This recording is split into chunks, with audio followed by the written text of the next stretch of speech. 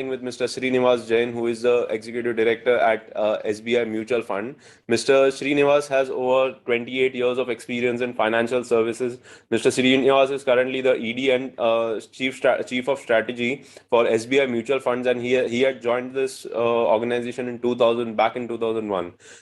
He's overall responsible for strategy, global business development, and super heads sustainability, digital technology, and initiatives for the organization. Mr. Srinivas is also known for his investment management industry knowledge as well and networking skills. He is an active contributor to many events in personal finance, sustainable investing, fintech, and indexing.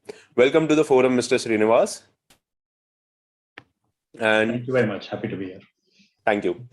With that, I'd like to introduce our next panelist, Mr. Anuj Kumar, who is the Managing Director of CAMS Limited. Mr. Anuj has over 3 decades of experience with premier organizations in the country, including Godrej Appliances, ICICI Group, IBM India, and currently he is with CAMS, India's premium service partner to the asset management industry. Joining CAMS as CEO in 2016, he has saw a rapid ascent and took charge as the President and CEO within a span of 2 years. And he is presently the Managing Director. Welcome to the forum, Mr. Anuj. Hi, good morning. I'm very happy to be in this panel. Thank you. Thank you. I would like to also welcome Mr. Deepak Shenoy, who is the founder and CEO of Capital Mind. Mr. Deepak is the CEO of, as I mentioned, is a CEO of Capital Mind, a SEBI registered portfolio manager with over 700 crores in AUM and over 2,000 crores in AUA. Mr. Deepak loves to write and decode complexity of finance, money, and investing. His viewpoints appear regularly in leading financial media and business television. He is also author of the book Money Wise. And again, I also love to read Mr. Deepak's view around finance and money on his couple of media articles that he already writes about. Welcome to the forum, Mr. Deepak. Thank you very much. I'm very happy to be here. Great. We also have Mr. Nitin Kamath, who is the founder and CEO of Zerodha. Mr. Nitin bootstrapped and founded Zerodha back in 2010 to overcome the hurdles he faced during his decade-long stint as a trader. With 9 million plus customers, Zerodha is the largest stockbroker in India today. A tech-first company now, Zerodha offers innovative trading and investing solutions that appeal to a wide range of audience in a bid to reach to those sections of the society that have stayed away from the capital market so far. Mr. Nitin also started Rainmatter, an R&D fintech incubator fund that has partnered with some of the best investment tech startups in India. More recently, Mr. Nitin also set up Rainmatter Climate Foundation as well, an Indian climate fund providing funding to startups and grassroots organizations working on solutions to mitigate climate change. Outside of work, Mr. Nitin also enjoys playing guitar, poker, basketball, and swimming. Welcome to the forum, Mr. Nitin. Yeah, thanks a lot for having me on this. Great. With that, I would like to hand over the mic to Mr. Srinivas to take ahead with the panel discussion. Yeah, thank you, and good morning to all of you. Thank you for that very kind introductions to all our panelists here. So let me start by thanking SEBI for coming up with this fantastic Manthan Ideathon initiative. And I managed to see quite a few sessions in the last few days, and it's big learning for me on various interesting initiatives that have been talked about. One such interesting initiative is the account aggregator system, and today's topic is about AI ecosystem, opening up new avenues of capital markets. Interestingly, last week we heard Nandan and Suresh fireside chat about giving control to citizens, their data, and how that will unleash the new set of growth in the overall financial markets. Today, we plan to go a little more deep dive into this and talk to serious participants, SEBI market participants. So we have one of the largest brokerages in India. We have a very large financial planner ecostructure with Deepak and his team. And of course, we have the backbone infrastructure that's being provided to the entire industry, which is Anuj from CAMS. So thank you very much again for joining this panel. I myself am part of this AA initiative as part of Samati Governance Council. So I'm happy to be talking more about this. Very quick primer on account aggregator. I know we've talked a lot about it, but this people continue to ask me, what is account aggregator? The inside joke is, I hope it's not alcohol anonymous as people talk about, but that's not. So here is what I wanted to give you a big primer on how revolutionary this whole concept is. So, we've been building various large initiatives as India. These initiatives have been coming up. The two big initiatives, which all of us have already seen, is building up of the layer of identity with Aadhaar, eKYC, and then eventually e-sign. We've been embarking on building digital identity for the entire country. Another big initiative that helped both capital markets and of course the market at whole was building the entire payment ecosystem with UPI, Aadhaar payment bridge, and AEPS. Right? So according to me, the next big thing is data empowerment, and data empowerment is going to come with three big key changes. One is the artifact around it, the DigiLocker system that we've built from data sharing point of view, and now the new baby the stuff is the account aggregator platform. Basically, the account aggregator platform facilitates the consent sharing of financial information in real time from building consent managers, the so-called AA, which is a bridge between the financial information providers like banks, mutual funds, insurance companies, and others, and financial information users. And they could be many, many users, fintechs, startups, even the banks and others who could use this.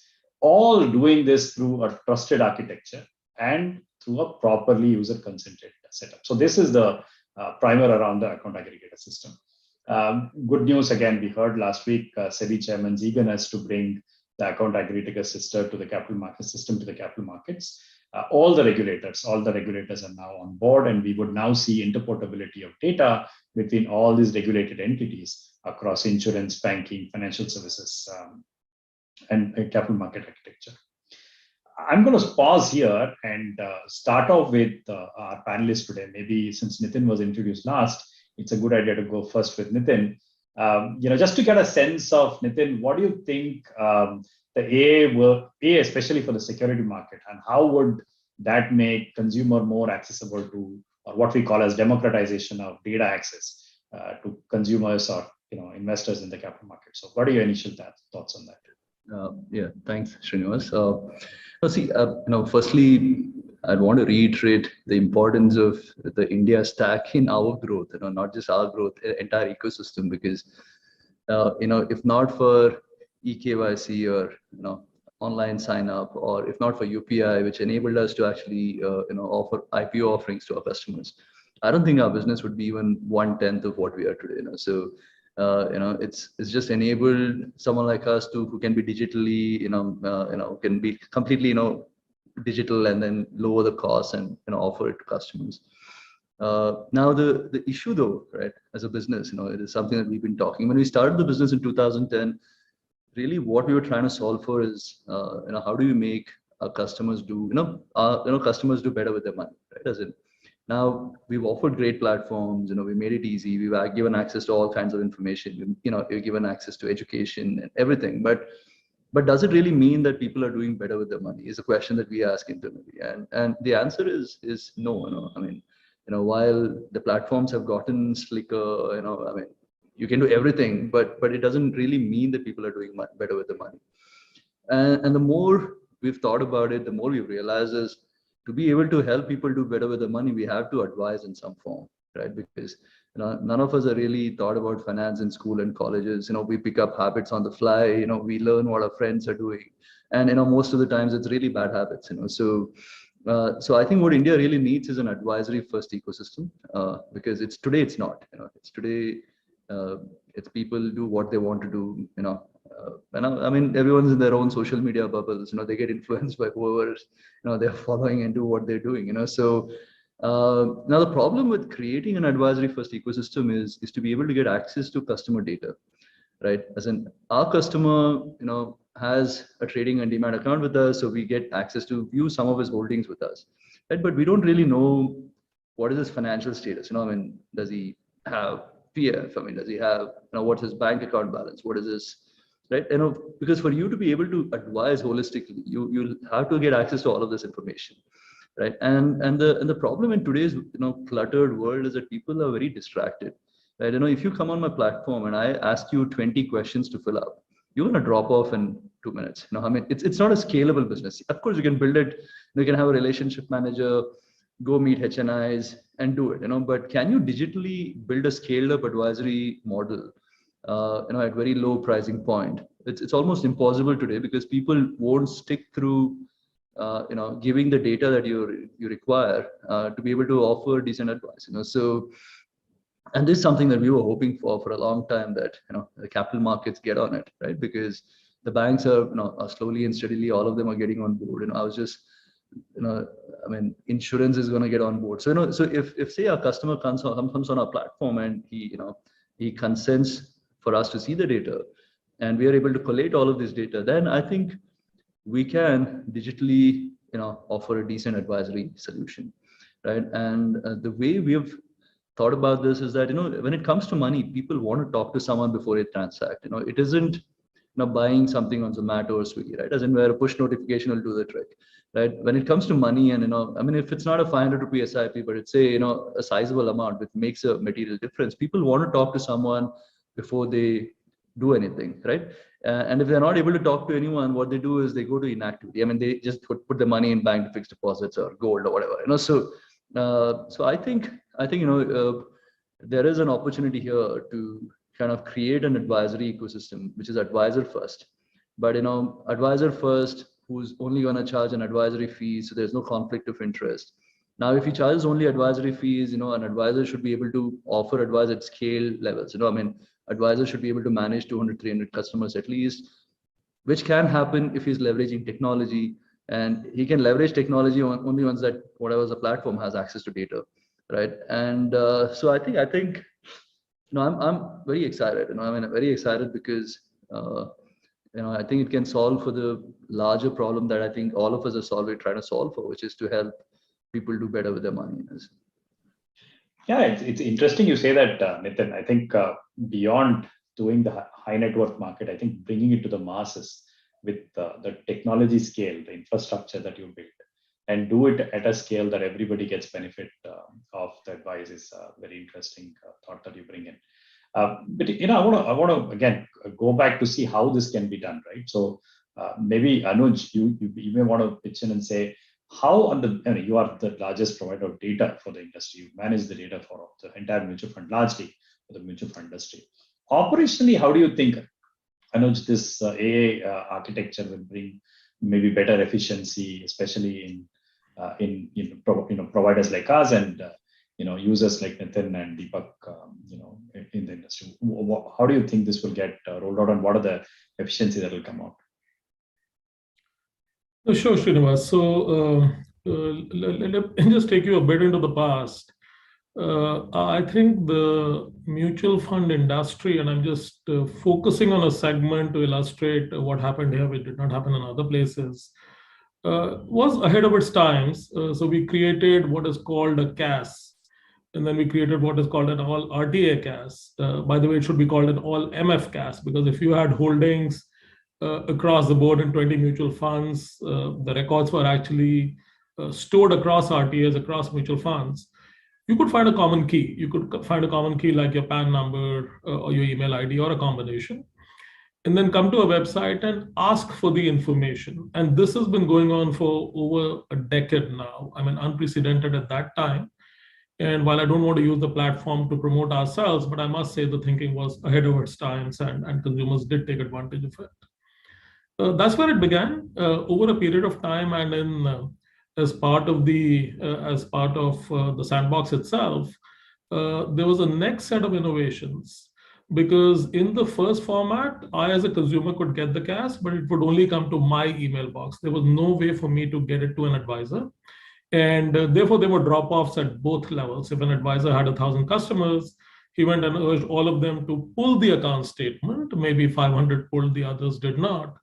And of the 500 who pulled, 200 forwarded it to the advisor. And therefore, it was a suboptimal process, did not serve the full purpose. But a very elegant design, I must say.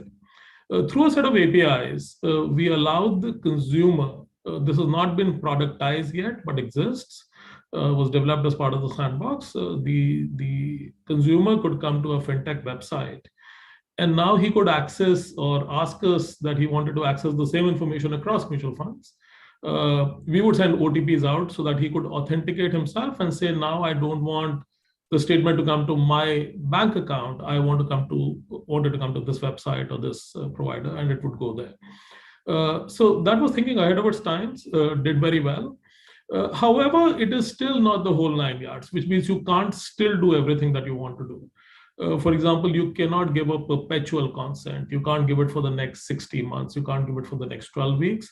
You got to initiate the process and close the process at every instance. And like Manthan said, I would completely agree. Attention spans are 30 seconds, 1 minute. And I don't want to blame the millennials. I think I behave the same myself. That if something takes perhaps more than a minute, I start getting queasy and think, do I really want to do it? So perpetual consents, I think, is a big axis which will kind of democratize the whole thing. And then this specific innovation was the casing was just restricted to mutual funds. But if you look at broader statementing, all of that across banks, insurance, you can actually get a 360-degree view of my financial holdings. And if I want to, let's say, send it to Deepak because he's an advisor, that would be possible. If Deepak's firm or the firm could argue that, look, I would like this to be refreshed every week because, look, you seem to get dividend and interest income every third morning, and we've got to make a decision on how to deploy that money, and we're doing a suboptimal job, we could do all of that. So that's part one. Part two, if you just go a little away and go to lending, for example, today what happens in lending, despite all the digitization, a lot of the banks that I know have in their regional offices, like not dozens of people, but perhaps hundreds of people, taking bank statements, porting them into Excel, and then running their own algos. A lot of that has become industrialized. A part of that process still remains bespoke. Those printouts, those scanned images aren't secure, aren't safe. And we all know that there is a process because sometimes it comes from the sourcing agency. It is never consumer to the bank directly. There is intermediation involved, and there is only a level of security that you can impose there. But with the democratization of this consent-based architecture, all of that can go away over a period of time. It will take some time. It will take a cycle. But then you can deselect every other way of accessing that information, say it is completely secure. There is a full ironcladding around this architecture on what AAs can do, what TSPs can do, and what the FIU can do. The purging methodology, the storing methodology are all stated. The security testing is completely well defined. And then I think a third layer of innovation may exist where a lender may say that, look, if you let me monitor you for the next 7 years for which you're taking a loan, I may incentivize you. I may say that I offer discounted rates to you because you're allowing me that access. Because today that is frozen in time. You get to the consumer today. And if you talk to lenders, I mean, digital and non-digital both, their version is that once a consumer has got the money in the bank, he's not really motivated to pick up your phone call. And he's not going to talk to you about whether he changed residence or changed jobs or any of those things. So a lot of intelligence will come into the overall system, both capital markets and non-capital markets. And therefore, starting from the baby steps of the CAS, I think this will go now through many, many layers of innovation and make sure that safe, secure data with complete accountability at every level and every participant of this ecosystem will get established. And therefore, it looks completely revolutionary to me. And that's the reason we are very excited. Yeah, thanks, Anuj. I think it's interesting to see how we are evolving from the age where we used to scrap data, take password from customers to build that profile of investors to now a consented architecture layer. And it's very interesting to hear about the 3 layers of innovation that you talked about. Deepak, now to you. I remember talking to you, I think recently, and you said AI could be something like the GPS for the industry. It just got me thinking and said, I remember you telling me, we don't know what all innovations can come, but a whole lot can come once the GPS is kind of put in place. And, today we are talking about risk profiling, 360-degree data. From your perspective, what are the stuff that for you as a practitioner and also for the industry that the AI architecture would kind of help? Thanks, Srini. I think it's quite an interesting thing because if you look at what an account aggregator system does, it allows you to give what I like to call revocable consent, which means I can tell you that you can access my data, and then I can stop you from accessing it whenever I want. Very powerful tool. And if I looked at, for instance, in mobile phones were typically used for calling people. Once they added the GPS functionality, everybody could track where they were. They could track where somebody else is. Look at the innovations that came on top of it. The Uber and Ola concept was you could book a cab, find out when the cab is coming to you, find out where you're going in the cab, how long it will take, distances, times. Apart from that, now on a WhatsApp, you can ask someone to share their live location with you. So if you're going to meet them, you can find out, where you are. If you're not geographically in exactly the same place, you can find a way to meet each other. These are innovations. Perhaps the person who designed the GPS didn't think about when they thought about it. So today, I think an account aggregator system is simply saying, listen, I'll give you an ability to share your financial data, profile, balances, transactions with somebody else, or with somebody else for a short period of time, for a continuous period of time, a snapshot every 12, 6 months, 1 week, or whatever it is. This ability now allows people to innovate on top. Now, three ways that I can think of, which are very obvious to me right now. One is the advisory ecosystem, like both Nitin and Anuj said.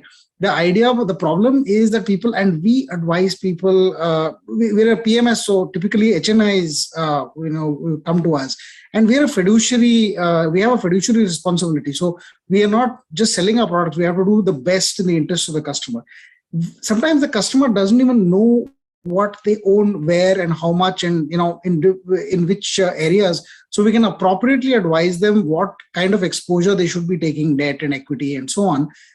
So we ask from them, give us your CAM statement. In the CAM statement, we might discover that they had invested in a different email address. Unfortunately, previous practices caused certain advisors to give their own email ID instead of the customer's email ID. So it was a little bit jumbled up, because sometimes it isn't, the statements that you get from a CAMs today were linked by email ID and not by PAN. So you would then have to kind of get data from NSDL or other places and try to bring this together.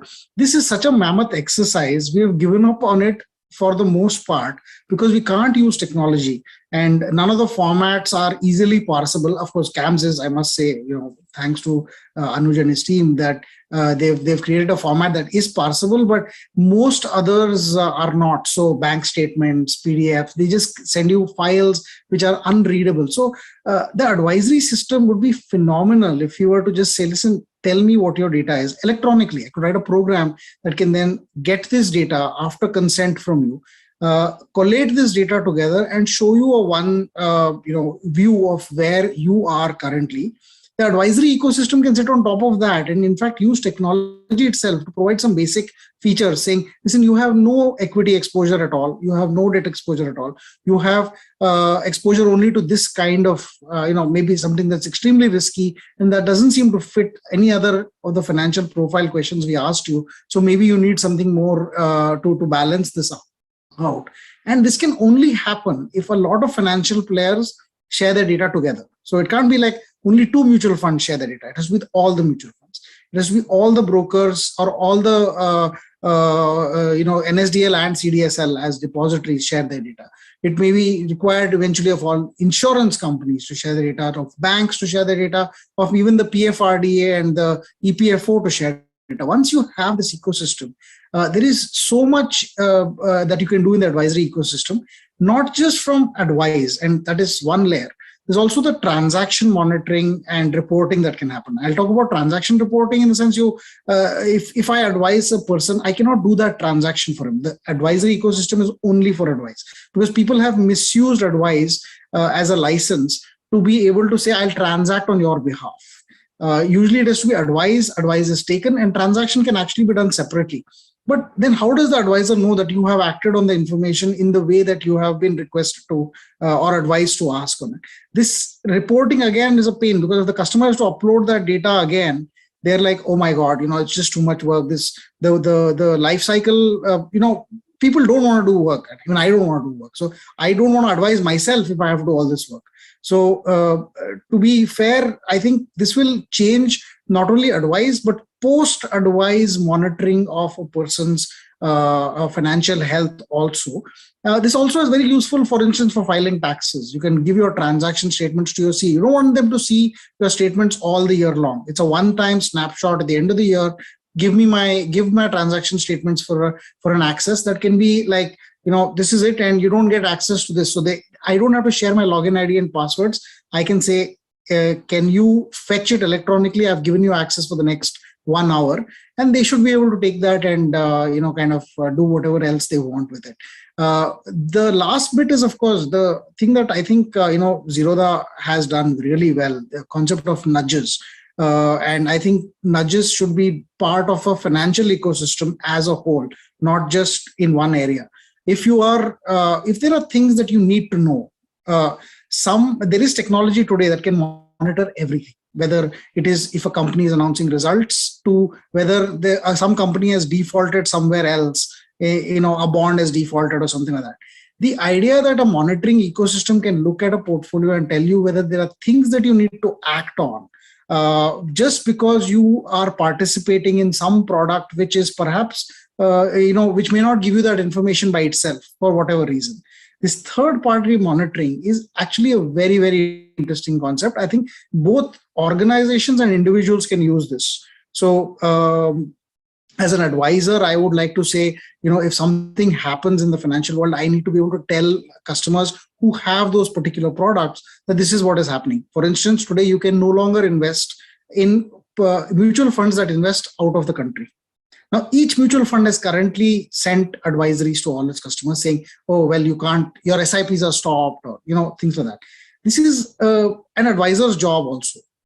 I could proactively now find out if I have 1,000 customers or 5,000 customers, automatically move that communication over, and then also tell them when they can restart whenever RBI and SEBI give their permission to do so, that it is time to, start things back again. I think all of this stuff is made super possible, and this is just the initial innovations. Once this comes, earlier your data was your product, right? So people built complicated startup platforms, but they own the data. They own whatever data that you created, your transactions, your things like that. But now that data is no longer a product that is a moat, because anybody can get access to it by using the account aggregator ecosystem, I think we can go much beyond and use this data for purposes that can really be beneficial, from tiny collateralized loans. So maybe crypto has shown us that way. I don't like crypto as a concept, but one of the things they've done is they said instant loans that can be, quickly done with collateral as backing. Now, all the mutual funds you have, any bank can lend to it up to 20 lakhs, I think. The problem with that is that you have currently, it's a very high cost, high turnaround time system. Even though people like Anuj and his team at CAMS, they actually set up a whole platform that can be done electronically completely. No bank has currently used this or made it very quickly possible at a very low cost for people to borrow against their funds for a long time. There's a good reason for it. If your funds have an exit load, or you have a very high tax incidence for actually selling your money, selling your mutual funds and generating cash, why not just take a short-term loan against it for like 15 days and then return the money, and then you don't have to pay all that tax that happens, So all of these things are made possible by an account aggregator ecosystem. It's not that it's not possible today, but it's the same as, I could tell you without a GPS, why don't you just call me and tell me where you are? I will come to you. That is still possible. It was always possible, but now it's just, hey, share your location and I'll come there. It's just that much easier. I think account aggregator should enable all of these and more. Yeah, that's fantastic. There's so many things you packed in that point. So many interesting stuff that you said.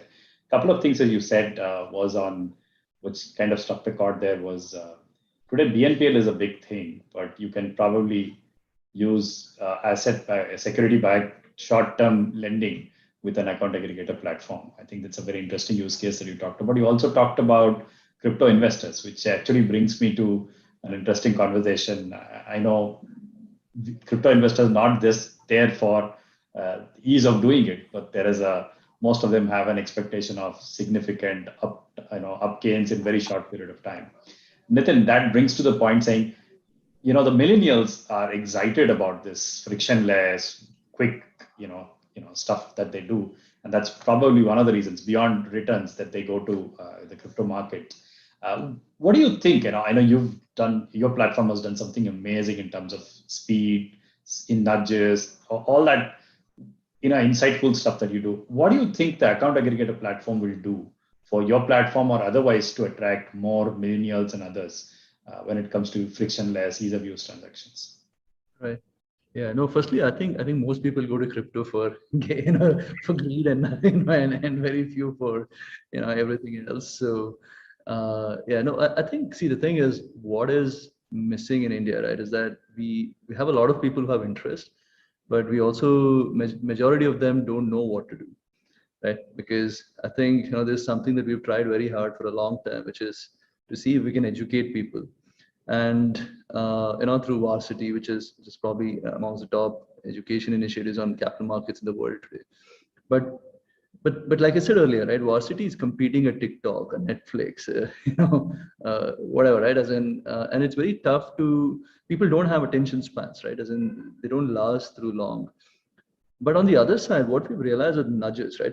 How the nudges play out is when a customer of ours tries to place an order, what we've realized is that at that point of time, we have his undivided attention. It's a few seconds, right? I mean, you've added a stock on your market watch, you press the buy button, and then you confirm, right? For those 2 or 3 seconds, we have undivided attention, right? And what we've realized is that we can actually educate people a lot more in those 2-3 seconds than what we can really educate them through tons of content on Varsity or long format, videos or, emails and etc.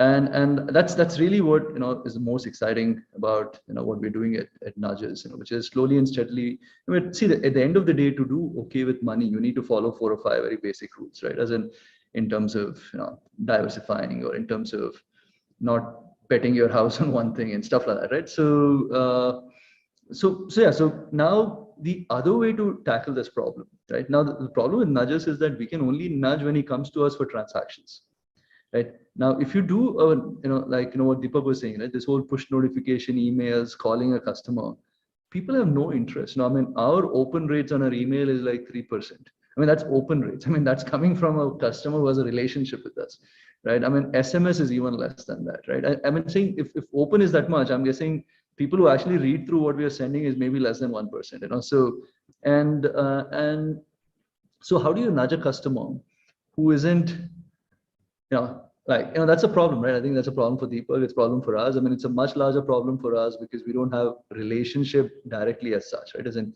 we rely on the platform. So, so the way I'm thinking about this is, right, is that if we can somehow enable a professional advisory ecosystem in this country, think of, I don't know if it's the right example, but think of as the mat of advisors, in the sense, advisors who are on the other side, who are leveraging tech. They can't sell anything they want, they can only sell what the platform allows them to sell, but they're very well educated on these things. So can a Zerodha or a Capital Mind go out and educate few 10,000 advisors, kill them, ensure there is no conflict on the platform where they can sell anything they want, right? They can only sell what the platform allows them to sell. Then will these guys end up educating the customers is a question, right? Today, personally, I think in India, historically, the person selling you the financial product has had a conflict of interest, right? So he had an incentive to confuse you versus educate you, right? Because the more he confused you, the higher the chances of him being able to sell whatever he wants, right? So we need to change the dynamics, right? As in, you want that person who's selling the product or advising that the front line to be actually explaining why he's doing what he's doing, right? It's not possible to educate every customer, right? But assume, say 10,000 advisors are reaching out to 1 million customers, and out of this million, say 10,000 customers now become professional because of this advisory ecosystem. Now you've enabled 10,000, power users of sorts who are gonna go start educating, right? As in, and that's, so eventually this country needs, most of India needs to be backing Indian entrepreneurs, right? I mean, we need India to be taking more risk. We need, we can't just be relying on foreign money or allow foreigners to generate all the wealth out of this country, right? As in, and all of that can really happen when India's risk appetite goes up, and it can't go up only because it's a bull market, right? Because in India, the problem is every time there is, like a large bull market retail comes in and then they go away for many years, right? As in, it's just, it can't happen like that. So, and I think, like Deepak said, it's like a GPS. So I think there'll be a lot of second, third of order kind of effects of allowing a tech platform like this, allowing a technology like this to exist, because, there are, over the last 2 or 3 weeks, from the time that tweet was shared saying, SEBI is going to do this AA thing, I've been trying to enable this idea, seed this idea among so many startups saying, dude, there is this opportunity now. So I think, over the next 1-2 years, I think there'll be very cool startups building stuff which will help this country in the long run. Yeah, that's fantastic. Last time I was talking to you, you talked about another interesting use case of a PMLA data where you can use. Maybe you want to explain that quickly on what's that use case is, and then we go to Anuj on the next question. Yeah, no. See, the thing is, today as part of PMLA, we are supposed to kind of spot transactions which are not in sync with what the customer profile is. But the problem today is we have to decide on that customer profile based on what the customer declares, right? So customer comes to us, he says my income is 3 to 5 lakhs. My experience is this and this, right?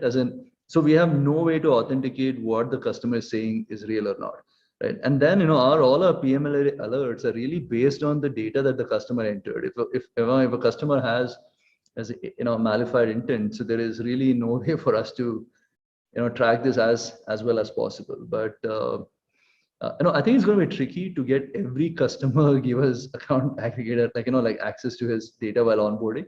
But assuming it became mandatory at some point in the future, right? Saying that the broker is mandatorily required to kind of validate a bunch of things that the customer is saying. And here is a tech platform to do it. I mean, if today, if the regulation comes in, broker has to collect net worth of a customer, for example, right, from a chartered accountant, it's done, right? As in, if today 1 million customers are onboarding, tomorrow it'll be 1,000, right? As in, so because no one's going to give chartered accountant net worth certificate. But assuming you can somehow determine a net worth using this account aggregator, and it's just a one OTP click away, so you can continue onboarding the same number of customers without really having, without really creating a drop in user experience of sorts.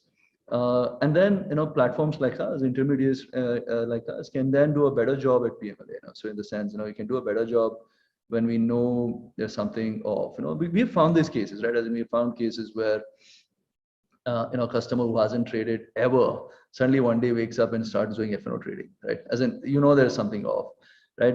But it's still very tough to track it because, potentially he could still start trading F&O, right? But there are times where someone else gives him money and trades F&O on his behalf, right? As in, so, if person who's earning 10,000 rupees is doing 5 crores of F&O trading, it is, but the thing is, we don't know if he's earning 10,000 rupees, so we will probably get to start knowing this once we have access to more data. So yeah, so it's a really large use case of sorts, for intermediaries, and you can then put responsibilities on the intermediaries to do a better job of PMLA. No, it's fantastic. I think there's so many use cases, and we are just at the early stage. Anuj, quick one before we go on for Q&A, because we just have 7 minutes. I know you are also a data provider, and at some level you are an account aggregator too. One of the questions that keeps people asking is data is your double-edged sword. It can be misused significantly if you openly available. Account aggregators are technically data blind. Maybe you want to explain how the data protection part of it works there in terms of making sure that the data is kind of not misused, and with the right consent only these things happens. And how are you enabling that on your platform? Yeah, sure. So if you think of the entire architecture, I think it's been thought through very carefully. Potential points of leakage, potential points of misuse, third-party certifications are all in place. In fact, if you see the architecture and the API dictionary, you will find that every data format and the way it will be displayed, if a bank account has to be masked, it will be masked in an industrialized way. You can only see the first 4 and the last 4 characters. Account aggregators are data blind, and that means that they will never hold data, nor will they process, augment, enrich. They will not do any of those things. The way data will get pulled and the way the data will get purged is all completely well defined. The responsibilities of FIPs are pretty clear because they're signing up. The responsibilities of FIUs are also very clear because they are signing up.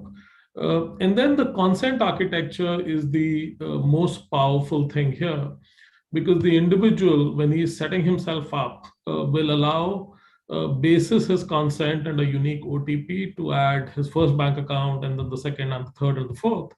And similarly for his securities accounts, similarly for depository balances, insurance, all of that. Single architecture, single set of rules, encryption standards are completely well defined. And because it's a licensed business right now, and therefore a finite number of people are allowed to access, it's almost sure that democratization will happen, but will happen within the boundaries of licensing, testing, encryption, certification, and all of that. So that's how this really works. I think the only thing to think about is that over a period of time, Indian consumers will have to learn how this entire thing is transferring power into somebody else's hands. When you see, for example, some of this new age lending, what we see in the market is that if I, as an individual, have decided to borrow 50,000 rupees, I actually go and download 5 or 6 of these apps within an hour. If some of them say that, look, Anuj, I would like to look at your phone and continue tracking your phone and SMS inbox, I just click it there because the 50,000 is so important. I don't really care whether they're looking at my SMS inbox. They may look at it for life. So I think that education part, which happens in every industry, Srinivas, which is to gradually elevate the standard of thinking and awareness of the individual, I think will remain a task for the industry to accomplish. But other than that, if you leave that aside and see architecturally, how does this work, I think there is every safeguard and every element of ironcladding available and present so that it works well. No, I think it's fantastic that you explained this, because this is a question that's also been asked quite a lot in our Q&A, and it's good that you were able to give some assurance around how this is being built. And Deepak, maybe last question before, if you have time for other questions from the panel, from the audience. Clearly, a lot of use case was discussed today. What do you think adoption of this going to be, and how quickly can we all get together to make the adoption happen quickly, so that some of these use cases that we talked about can come into play? What does it take for us to make that happen? I think two things, Srini. I think firstly, enabling of the ecosystem from the provider ecosystem itself, which is currently being discussed as everybody has to share their data, and we'll have to see which all players will be able to get their act together fast. I think most of the data sitting with the RTAs and the depositories should be up fairly easily, but people like us who are PMS, portfolio managers, we also have data and we want to be able to provide them into the aggregator ecosystem, and we may have a slightly different period of coming on board. But it's not just the provisioning of data or the initial consumption. They will be abused. There will be a lot of players who take this data and try to abuse it, take permanent consent, try to create mechanisms for to not allow you to revoke this consent and so on. The system should provide for penalties against such behavior. That is when people get more confident that their data is safe. That if you violate the integrity or the secrecy of this data, that you will get punished, is how, whether the regulators do it or some other part of the framework does it. It provides the feeling that, okay, well, I can trust somebody with the account aggregator system with this data.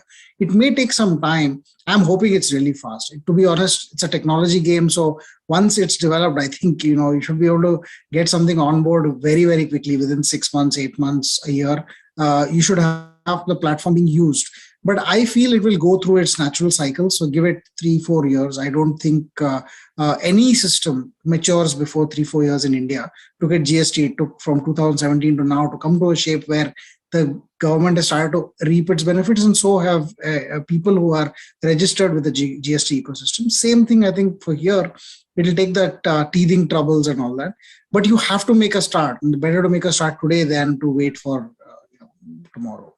It's fantastic. I think the reason I talked about the play out is that obviously people are waiting to see what use cases can come up, and these use cases will just keep coming up as people start adopting the platform. I don't think we have any time for questions. Many of the questions that I see have been answered. but I'd like to quickly summarize, and if we still have a minute or so, I can ask the host if you have time to move. But clearly, I think a lot was discussed today. The entire ecostructure itself, the account aggregator ecostructure, and how it's going to benefit. I heard some very interesting thoughts around, while we've provided a lot of infrastructure in the past, whether people are using this to better with their money, what Manthan talked about. Is there an advisor-first ecosystem that's there that we need to play? Anuj really dwelled upon quite a lot on the 3 layers of innovations that can come up out of that, and lots of beyond the capital market, data also that we discussed. Deepak, I think you had a bunch of ideas that was from consent architecture to transition reporting and things like that, which is very, very interesting. And then I love this idea of Zomato of advisors, which Manthan kind of brought in. Overall, I think this is a fantastic conversation. Thank you all for bringing in very interesting insights on how the future of account aggregator platform will play out, especially for the capital market industry. And I'm sure, like Deepak said, in 3 years, like GST, we will start reaping this in a significant way. I also encourage more startups, fintechs, and other platform providers to come learn more about it and start innovating on top of it. Thank you very much. Over to you, to the host. Thank you so much. Thanks very much. Thank you so much. Thank you to all the panelists for joining us today. And those were some quite interesting insights from a data architecture standpoint to privacy of data towards consent management of data as well.